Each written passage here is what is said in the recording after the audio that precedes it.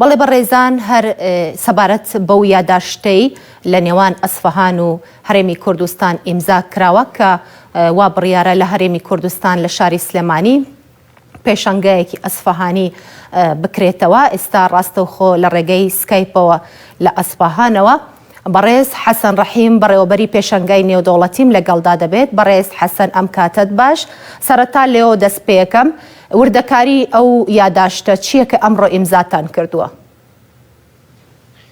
بەڵێ سڵاو لە ئێوەش ئەم کاتەی ئێوەش و بینەرانی خۆشەویست باش. سپاس بۆ گەلی کوردستان کە لە هەنگاوە بازرگانی و ئابوووریەکانی هەرێمی کوردستاندا هەمیشە لەگەڵمانە و هاوکارمانە هاودەممانە.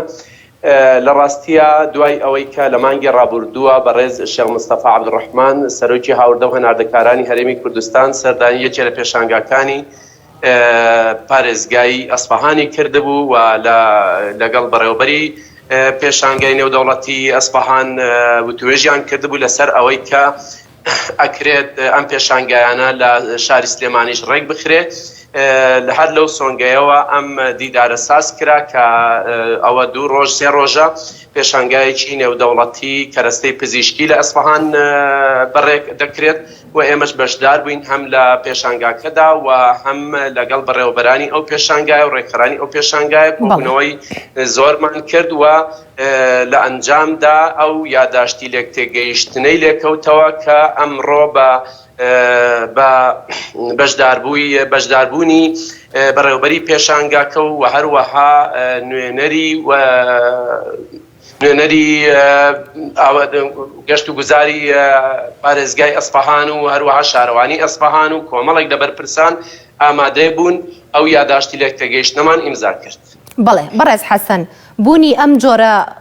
پێشانگایە کردنەوەی لە شاری سلێمانی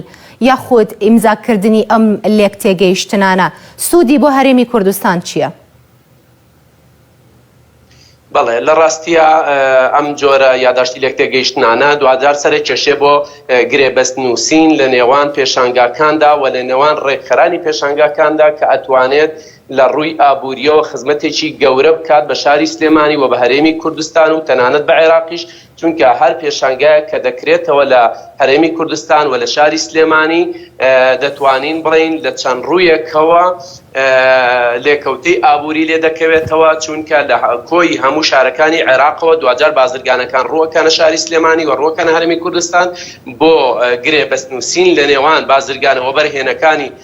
وڵاتی ئێران و هەروەها هەرێمی کوردستان و شاری سلێمانیە کە ئەمەش دوجار ئەکرێ بڵین هەلی کارێکی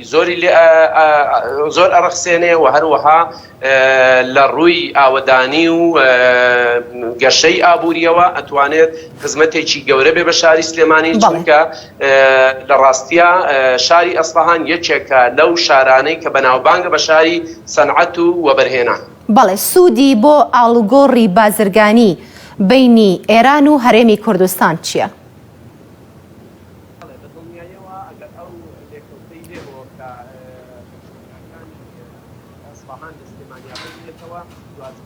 ئەو بازرگانانەی کە بەشدار دەبن لەگەڵ بازرگانەکانی تۆمان گرێبەست دەنووسن و وەکالەت بە یەکتری دەدەن واتێ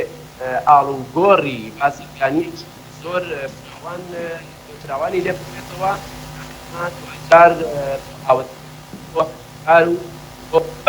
بەشی بۆ ئاڵوگۆڕی بازرگانی بەڵێ لێکەوتەی زۆر باشی لێ ئەبێتەوە بۆیە ئێمە ئومێدەوارین تەنانەت لە چەند ڕوویەکی تریشەوە کە لە ڕووی گەشت گوزاریەوە و لە ڕووی وەکو خۆیان ئەڵێن گەشت و گوزاری سەلامەت نەخۆش و ئاڵوگۆڕی ئەو بابەتانە بەڕێز حەسەن، ئەو پێشانگای ئەسفەهانە کە وا بڕیارە ساڵ لە هەرێمی کوردستان لە شاری سلێمانی بکرێتەوە، دەمەوێت باسێکی ئەو پێشانگایەمان بۆ بکەی لە چ بوارێکدا دەکرێتەوە؟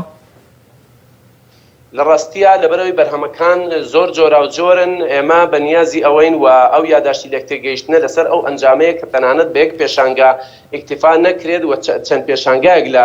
شاری سلێمانیا بکرێتەوە کە خۆی ئەبینێتەوە لە پێشانگای بیناسازی و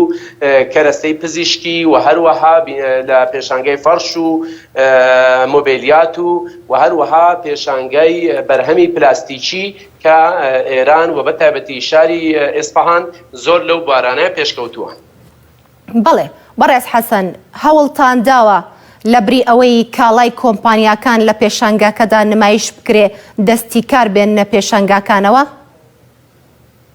ئەوە یەکێکە لەو ئامانجانەی کە هەمانە ئەم کۆمپانیانەی کە دێنە ئەوە فیدباکی بازاری ئێمە وەردەگرن دوجار بیر لەوە کراوەتەوە یاخود باسی ئەوەمان کردووە کە دوجار ئەمانە بێنن فەرع لەوێ بکەنەوە و کۆمپانیەکانیان بێنە ئەوێ و لەوێ بەرهەم لە کوردستانە. بەڕێز حەسەن دەمەوێت باسی کارگە و کارخانەکان بکەم کە لە ئەسفەهانەوە هیچ بیرتان لەوە کردوێتەوە بهێنە هەرێمی کوردستانەوە؟ هەر ئەو بابەتەم باس کرد ئێستا ئێمە بیرمان دۆتە هەنگاوی یەکەمە کە ئێمە پێشانگاکان بکەینەوە بەرهەمەکانیان بێن ئەوێ بۆی فیدباکی خەڵکی کوردستان و وڵاتی ئێمە وەربگرن بۆی بزانن کام کارگانە بێن لەوێ فەرع بکەنەوە و کارگە دروست بکەن و بە هاوبەشی لەگەڵ بازرگانەکانی خۆمان بەرهەمەکانیان لەوێ دروست بکەن. بەڵێ لەسەر ئەم بابەتە زۆر قسەمان کردووە و ئومێدەواریشین کە لێکەوتەی باشی هەبێت. بەڵێ بەڕێز حەسەن ڕەحیم بەڕێوەبەری پێشانگای نێودەوڵەتی لە سلێمانی سوپاس بۆ بەڕێستان.